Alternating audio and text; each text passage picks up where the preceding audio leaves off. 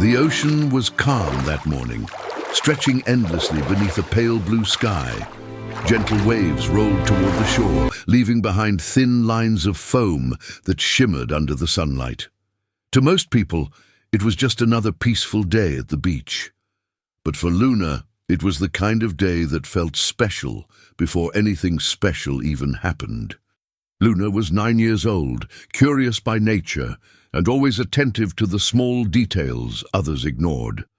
While adults rested under umbrellas and children ran screaming through the water, Luna preferred to walk slowly along the shoreline, her eyes fixed on the sand.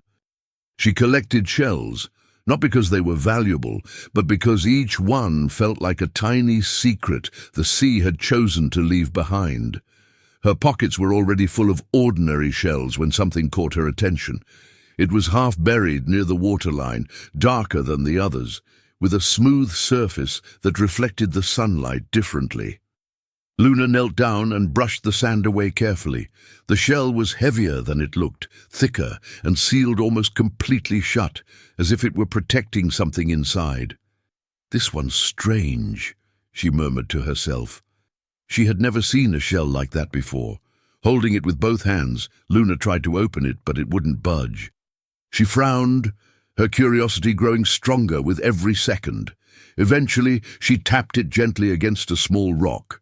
The shell cracked open with a soft, sharp sound. Inside, something sparkled. At first, Luna thought it was just water reflecting the light. But when she tilted the shell, the sparkle didn't fade. It grew brighter. Nestled inside was a diamond, not a small crystal, not a piece of glass. A real, perfectly cut diamond that caught the sunlight and scattered it in every direction.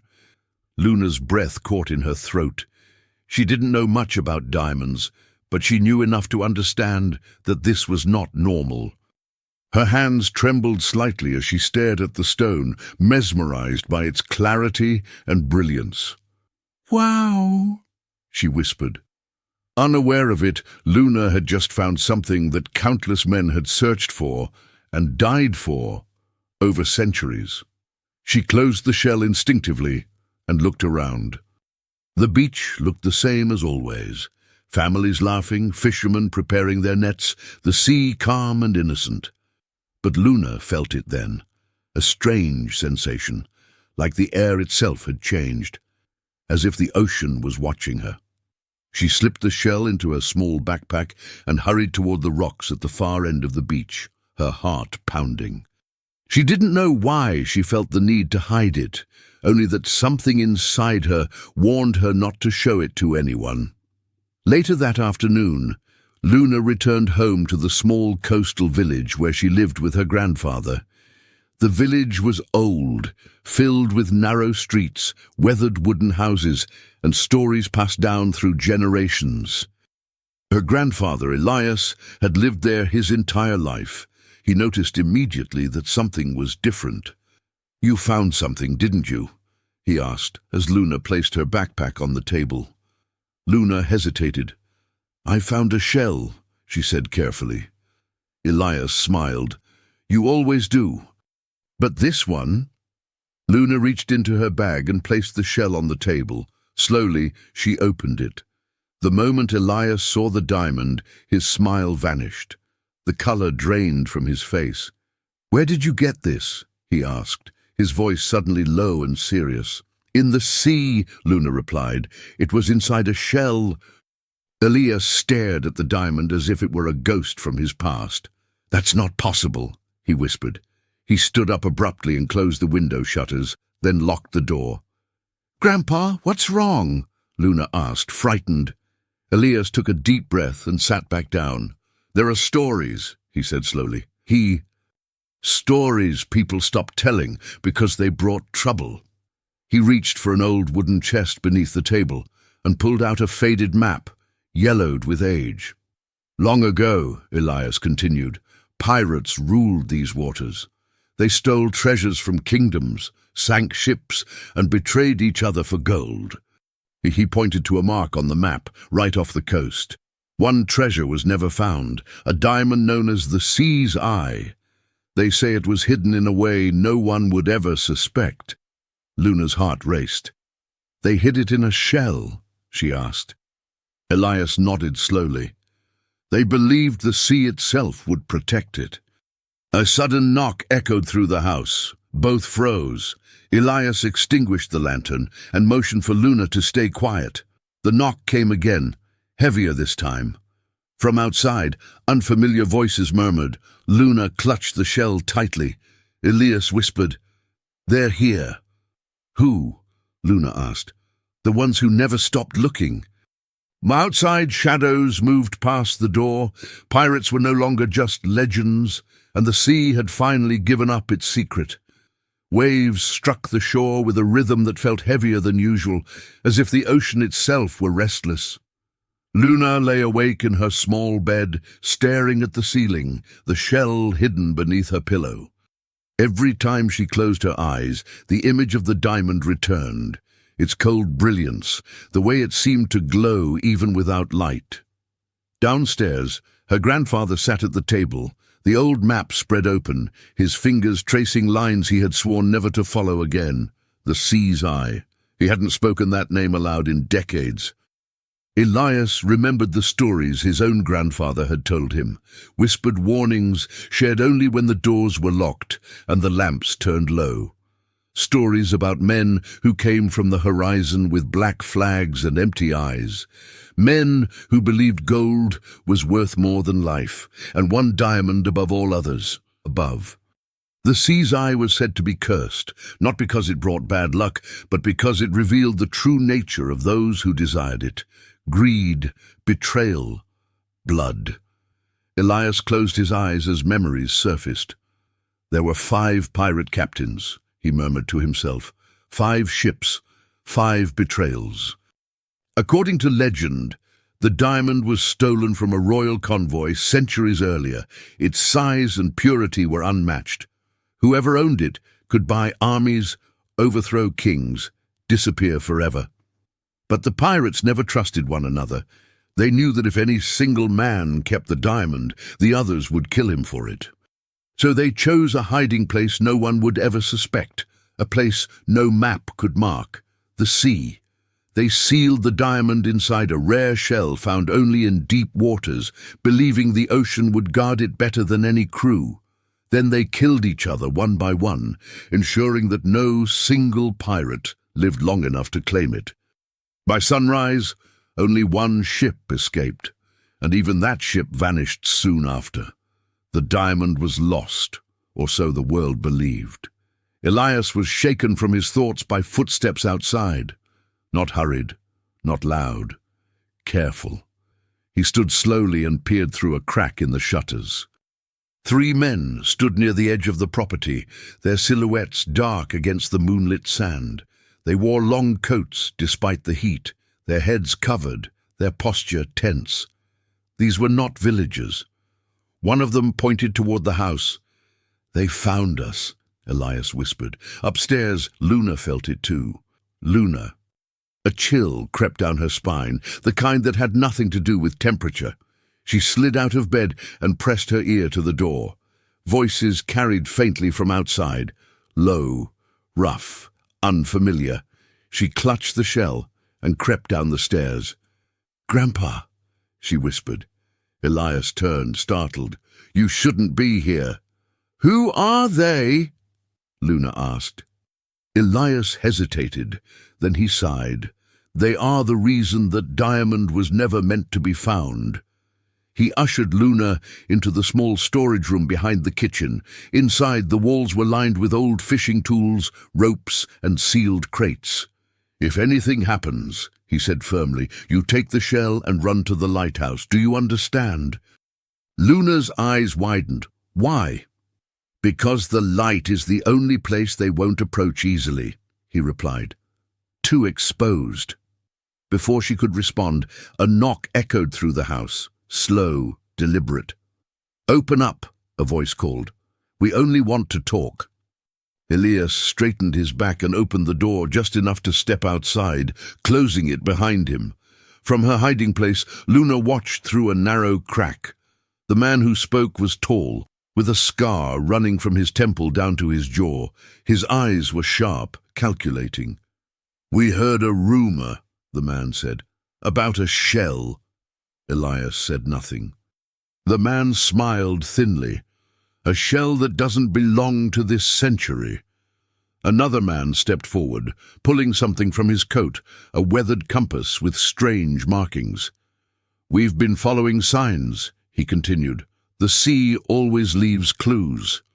Elias felt his blood run cold. "You should leave," he said. "There's nothing here." The scarred man leaned closer. "The sea's eye has resurfaced," he whispered, "and we know it's close." From inside, Luna's heart pounded so loudly she feared they could hear it. The men eventually left, but not before one of them glanced directly at the window, straight toward Luna's hiding spot. She recoiled. Later, after the house fell silent again, Elias locked every door and sat with Luna at the table. "They won't stop," he said. "They never do." "Who are they?" Luna asked. "Not pirates like in stories," Elias replied. "They are descendants, obsessives, men who inherited maps, journals, scars, and a single purpose." He looked at the shell. "They believe the diamond is theirs by destiny." Luna swallowed hard. "I didn't mean to find it." Elias placed a gentle hand over hers. "The sea chose you," he said softly, "and that means something." Outside, far beyond the village, a ship cut silently through the water, its crew studying an ancient chart under dim lantern light. A symbol glowed faintly on the map, the shell. After centuries, the hunt was no longer a legend. It had begun again. The village woke slowly the next morning, unaware that its quiet rhythm had already been disturbed. Fishing boats returned at dawn, gulls circled above the docks, and shopkeepers opened their doors as they always did. To anyone watching from a distance, nothing seemed out of place, but Luna felt it the moment she stepped outside. She was being watched. The sensation clung to her like damp air. Every sound seemed louder, every shadow longer. She walked beside her grandfather toward the market, clutching her backpack tightly against her chest. Inside it, wrapped in cloth, rested the shell, and the diamond that had changed everything. "Keep your head up," Elias murmured, "and don't look scared." "I'm not scared," Luna said. It wasn't entirely true. As they passed the docks, Luna noticed unfamiliar faces among the fishermen, men who didn't talk.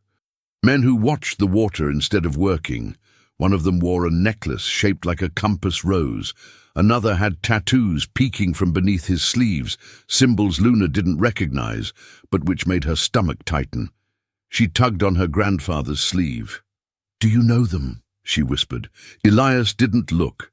"No," he replied quietly. "And that's the problem." At the market, the tension followed them. A fruit vendor paused mid-sentence when he saw Luna. A fisherman stopped laughing when Elias approached. Word traveled fast in a small village, especially when fear was involved.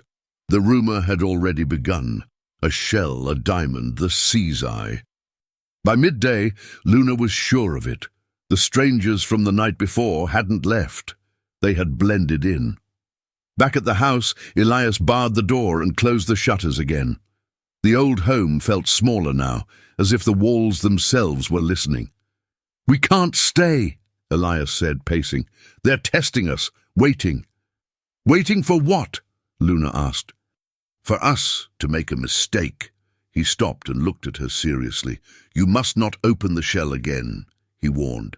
"Not here, not near the sea." Luna nodded, but the shell seemed to pulse through the fabric, heavy with secrets. That afternoon, Luna climbed the hill behind the village toward the old lighthouse. It had been abandoned for years, its white paint peeling, its light long extinguished. From there she could see everything, the village, the docks, the endless ocean. She liked it there because it felt safe. She was wrong.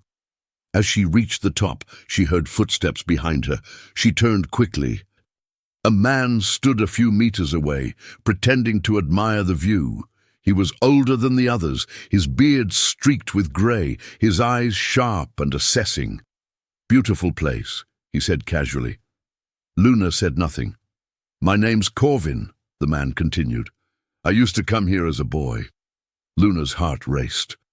"Your grandfather tells good stories," Corvin added, "especially about the sea." "How do you know my grandfather?" Luna asked. Corvin smiled faintly. "I know many things." He took a step closer. "You found something, didn't you?"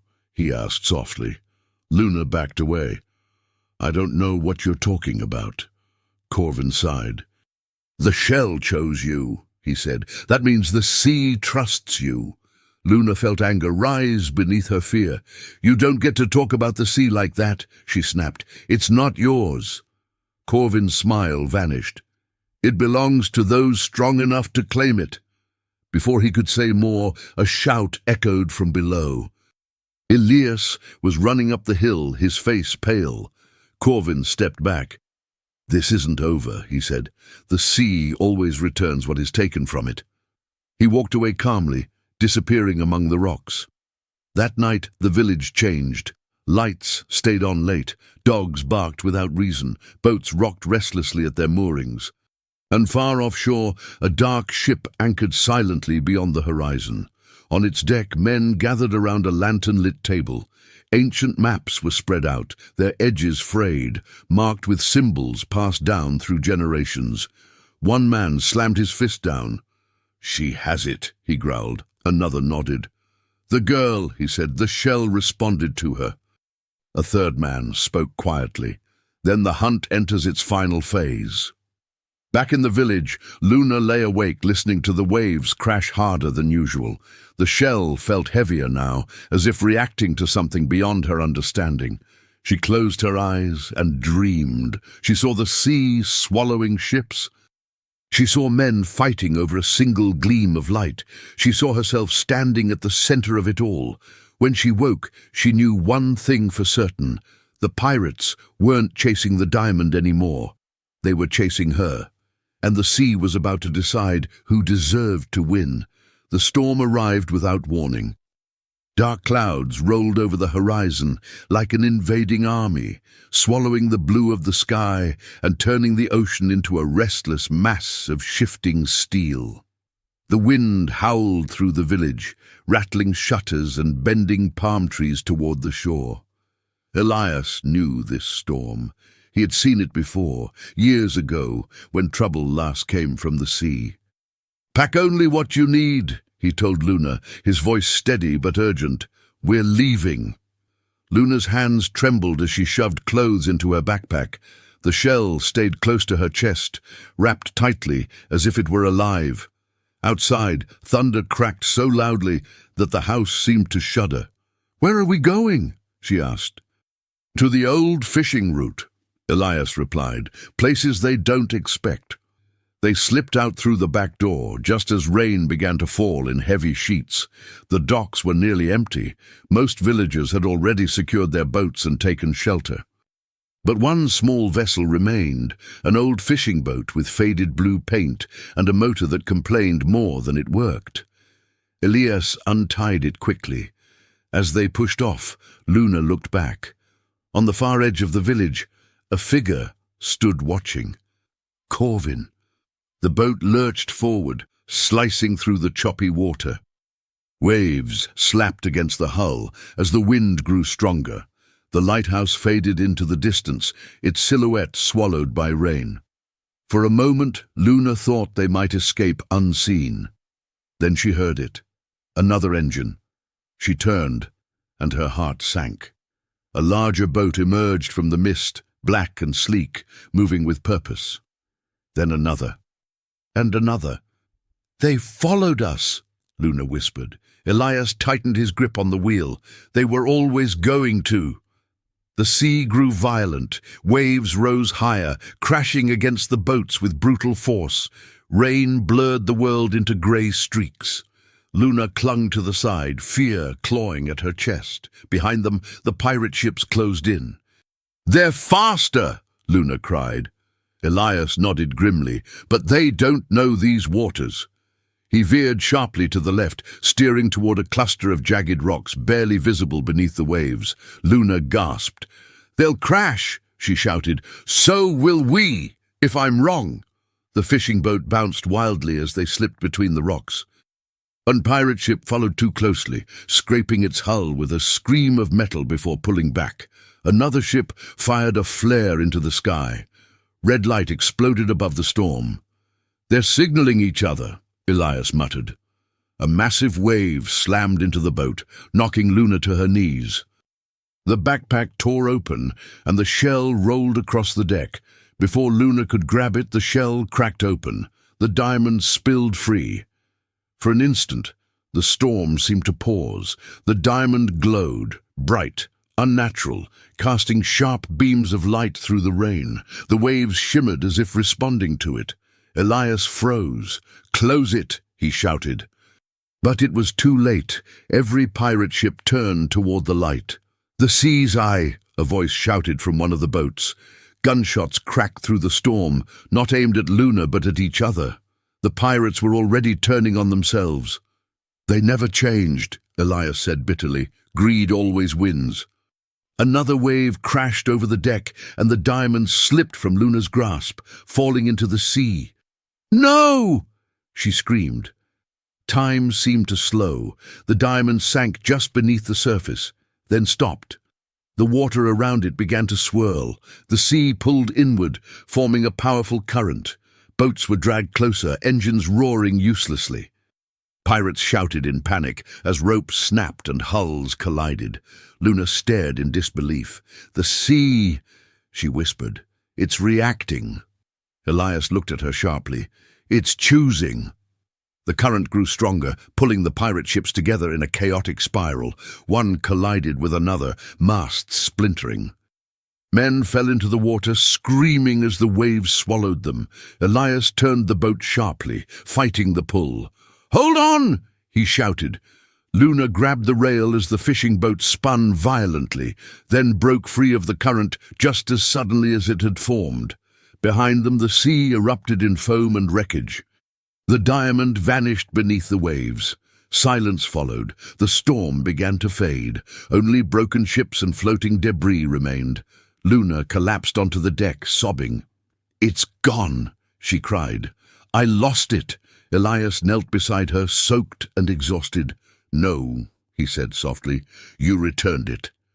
Luna looked at him. "The sea never wanted the diamond to be owned," he continued. "It wanted it protected." As dawn broke, the fishing boat drifted toward a quiet stretch of coast far from the village. The storm clouds parted, revealing a pale sky. Luna stared out at the calm water, unsure if what had happened was real. But deep down, she felt something else: relief. The hunt was over, or so she thought. Far away, clinging to a piece of wreckage, Corvin watched the horizon with burning eyes. "The sea chose wrong," he muttered. And the sea, ancient and patient, said nothing. The sea was calm again, almost unnaturally so. The fishing boat drifted slowly toward the shore as the first light of morning spread across the water. The storm felt like a distant memory, yet its aftermath surrounded them. Floating debris, broken planks, and torn sails rocking gently with the waves. Luna sat silently near the bow, staring at the horizon. The place where the diamond had vanished looked no different from any other patch of ocean, but she knew better. Something had changed. Elias tied the boat and helped Luna step onto the sand. Neither of them spoke for a long time. The beach was empty, the village still asleep, unaware of how close it had come to destruction. "I'm sorry," Luna said finally. "I couldn't hold it." Elias knelt beside her and met her eyes. "You did exactly what you were meant to do," he said. "You let the sea decide." They walked back toward the village slowly. The houses looked the same, but the air felt lighter, as if a long-held breath had finally been released. Yet Elias knew better than to believe the danger had passed so easily. Some legends don't end when the treasure is lost. They end when the truth is understood. Back inside the house, Elias unlocked the old wooden chest once more. He pulled out not only the map, but several journals wrapped in cloth, documents he had never shown anyone before. "These belong to my grandfather," he said, "and to his father before him." Luna sat beside him as he opened the first journal. The pages were fragile, the ink faded, but the words were still legible. "They weren't just pirates," Elias read aloud. "They were guardians once." Luna looked up. "Guardians," Elias nodded. "Long before they became outlaws, those men were entrusted with protecting the sea's eye. The diamond wasn't valuable because of its price. It was valuable because of what it could do." He turned the page. The diamond was said to resonate with the ocean itself. It could calm storms or awaken them. It responded not to power but to intention. Luna's mind raced. "That's why the sea reacted," she said slowly. "It wasn't defending the diamond. It was responding to the people chasing it." Elias smiled sadly. "Yes. And when greed took over, the guardians turned into pirates. They tried to keep the diamond for themselves, and the sea punished them for it." Another journal described the final betrayal, the night the diamond was sealed inside the shell. "They believed hiding it in the sea would erase their guilt," Elias said, "but the sea never forgets."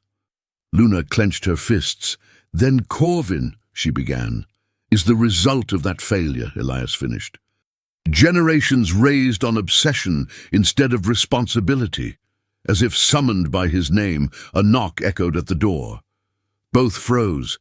Elias reached for a knife hidden beneath the table. The knock came again. "Elias," a voice called weakly. "I know you're in there." It was Corvin. Elias opened the door cautiously. Corvin stood there soaked, injured, leaning heavily on a piece of driftwood. His once commanding presence was gone, replaced by desperation.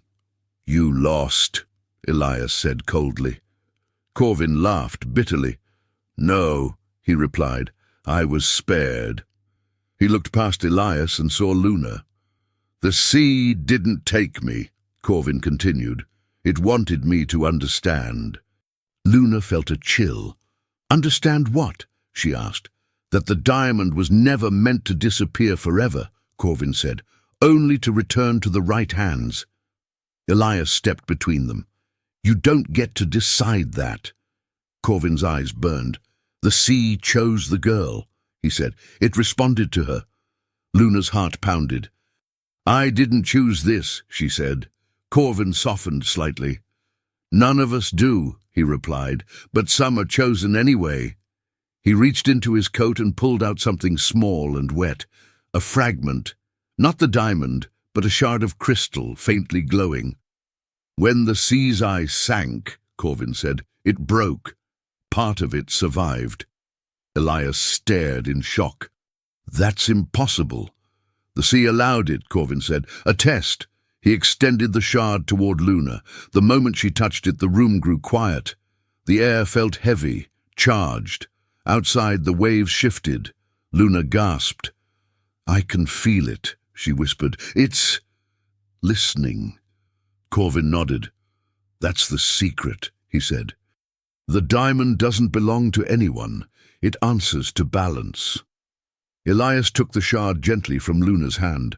"This ends now," he said. "No more hunts, no more blood." Corvin lowered his head. "I've spent my life chasing the wrong thing," he admitted. "If the sea wanted a guardian again, it wouldn't be me." He turned to leave. At the door, he paused. "Be careful, Luna," he said quietly. "The sea gives second chances but never third ones." He disappeared into the morning mist. Luna sank into a chair, exhausted. "What happens now?" she asked. Elias looked out the window toward the ocean. "Now," he said, "we make sure the story ends differently." Outside, the tide shifted gently, as if acknowledging the promise. But far beneath the surface, something ancient stirred. The sea had not finished speaking, and the final choice had yet to be made. The ocean was unnervingly calm the morning after Corvin disappeared. No waves crashed against the shore, no wind stirred the air. The sea lay flat and endless, like a vast mirror reflecting the sky. To most, it would have looked peaceful. To Luna, it felt like the quiet before a final question was asked. She stood on the beach beside her grandfather, the crystal shard wrapped in cloth inside her pocket. Ever since she had touched it, she felt a strange pull, subtle but constant, like the tide calling to the moon. "It's waiting," Luna said softly. Elias nodded. He had felt it too, though not in the same way. "The sea's eye was never destroyed," he said. "It was divided, and now the sea wants balance restored." They were not alone. From the edge of the village, a small group approached. Elders, fishermen, and a few villagers who knew the old stories. Word had spread quickly after the storm and the wreckage found offshore. Boats destroyed, men missing, and one girl at the center of it all. An elder woman stepped forward. "The sea has chosen," she said, her voice steady. "The question is, what will you choose?" Luna swallowed hard. She looked out across the water, remembering everything that had happened since she found the shell. The fear, the pursuit, the violence caused by a single stone hidden in the depths. She thought of Corvin, a man shaped by obsession, and of the pirates before him, consumed by greed. "I don't want anyone to hunt it again," Luna said. "Ever." The elders exchanged glances. "That may not be possible," the woman replied. "Legends don't die easily." Elias placed a hand on Luna's shoulder. "Then we end the legend," he said. As if responding to his words, the sea shifted. Far from the shore, the water darkened in a wide circle. The surface began to ripple, spiraling inward. Gasps rose from the villagers. "The eye," someone whispered. The shard in Luna's pocket grew warm. "It wants me to come," she said. Before anyone could stop her, Luna stepped forward, into the water. "Luna!" Elias shouted. She turned back only once. "I'll be back," she promised. The water did not pull her under. Instead, it parted around her feet, glowing faintly beneath the surface. Each step felt guided, supported, as if the sea itself were lifting her. The spiral intensified. At its center, something emerged. Light, not blinding, but deep and steady. The sea's eye rose from the depths, whole once more, floating just above the surface. It was more beautiful than Luna remembered, alive with shifting colors, reflecting memories instead of light. The villagers fell silent. Luna reached out. The moment her fingers touched the diamond, the world changed. She saw the past. Ships burning under black flags, men fighting and betraying one another. The shell closing around the diamond as blood stained the deck. Then she saw the present. Corvin as a child, listening to stories twisted by obsession. Generations teaching hate instead of care. The sea waiting patiently. And finally she saw possible futures. More hunters. More storms, more blood, or silence, balance, an ocean free of that burden. Tears streamed down Luna's face. "I understand," she whispered. The sea's eye pulsed once, as if asking for confirmation. Luna turned toward the shore. Everyone was watching. "This doesn't belong to anyone," she said loudly. "Not pirates, not guardians, not even me." She looked down at the diamond. "It belongs to the sea." Elias felt his chest tighten with pride and fear. "Luna," he began. She smiled at him. "You taught me the difference between owning and protecting." The water around her rose gently, lifting the diamond higher. The sea's eye began to crack, not violently but deliberately, splitting into countless shards of light. The sea absorbed them one by one. The spiral slowed, the water settled, and then it was over. Luna stood alone in the shallow water, empty-handed. The sea's eye was gone. Forever. When she returned to shore, the elders bowed their heads. No one spoke for a long time. Finally, the elder woman said, "The legend ends today." Years passed. The village thrived. Storms grew gentler. Fishermen spoke of calmer waters, of tides that seemed kinder. No more strangers came asking questions. No maps were drawn. No ships hunted the horizon. The story of the sea's eye became something else. Not a tale of treasure, but a lesson passed quietly from one generation to the next. Luna grew older. She learned the ways of the sea, not to conquer it, but to listen. She became a navigator, guiding ships safely through dangerous waters. Some said she could sense storms before they formed. Others said the sea trusted her. Elias watched proudly from the shore, knowing the cycle had finally been broken. One evening, as the sun set, Luna walked along the beach where it had all begun. She picked up a simple shell, ordinary, empty, harmless. She smiled. Not everything the sea gives is meant to be kept. Some gifts are meant to be returned. Far out on the horizon, the ocean shimmered softly, as if in quiet agreement, and for the first time in centuries, the sea was at peace.